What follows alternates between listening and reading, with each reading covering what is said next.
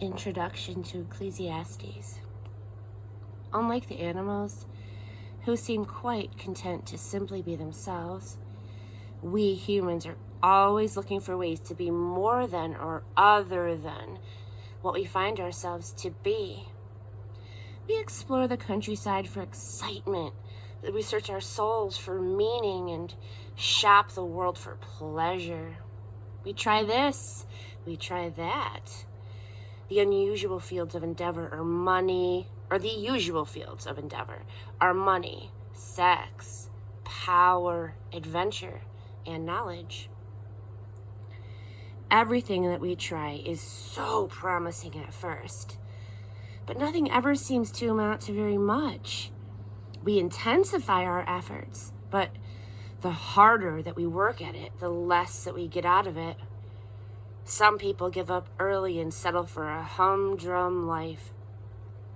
Others never seem to learn, and so they flail away through a lifetime, becoming less and less human by the year, until, by the time that they die, there's hardly enough humanity left to compose a corpse.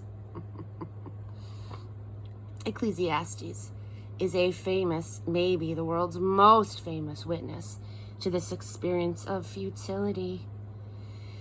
The acerbic wit catches our attention. The stark honesty compels notice, and people do notice. Oh, how they notice. Non-religious and religious alike notice. Unbelievers and believers notice. More than a few of them are surprised to find this kind of thing in the Bible.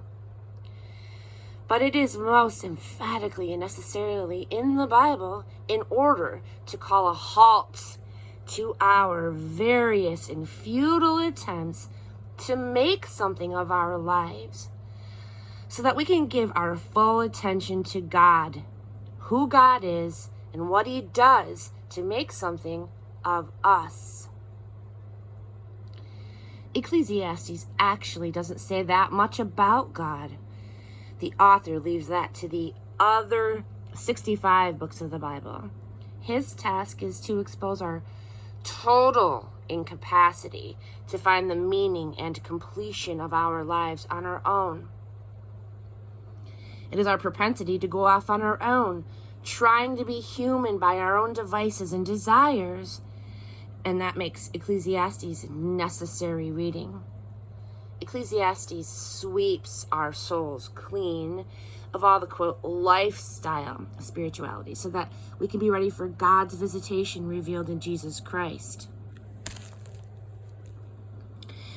Ecclesiastes is a John the Baptist kind of book. It functions not as a meal, but as a bath. It is not nourishment, it is cleansing, it is repentance, it is purging. We read Ecclesiastes to get scrubbed clean from illusion and sentiment, from ideas that are idolatrous and feelings that cloy. It is an expose and rejection of every arrogant and ignorant expectation that we can live our lives by ourselves on our own terms. Ecclesiastes challenges the naive optimism that sets a goal that appeals to us and then goes after it with gusto, expecting the result to be a good life. The author's cool skepticism, a refreshing negation to the lush and seductive suggestions swirling around us, promising everything, but delivering nothing, clears the air. And once the air is cleared, we are ready for reality, for God. Ecclesiastes is a Greek word that is usually translated to the preacher or the teacher because of the experiential stance of the writing in this book, giving voice to what is so basic among men and women throughout history. I have translated it to the quester. Who's this from? Without coming right out and saying so, the quester hinted that he was King Solomon. Fabulously rich, internationally famous, and with hundreds of women in his harem. He was now an old man who saw how little his, quote, success counted as he looked at his approaching death in the eyes.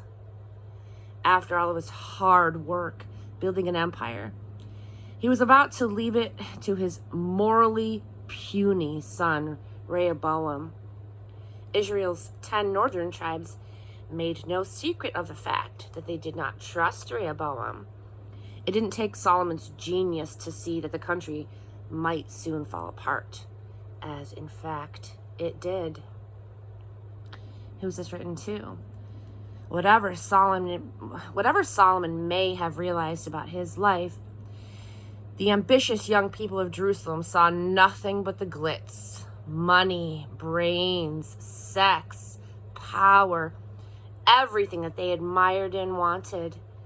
Wisdom, they thought, was a tool to achieve success.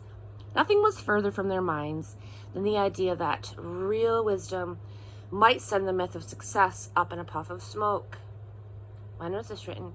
Shortly before 930 BC, Chinese philosophers of the Tao dynasty came up with the doctrine of the, quote, mandate of heaven to explain why the Zhao had the right to wrest power from the previous regime. They said the Zhao's success proved that heaven was behind them. Success, they said, was proof of heaven's favor.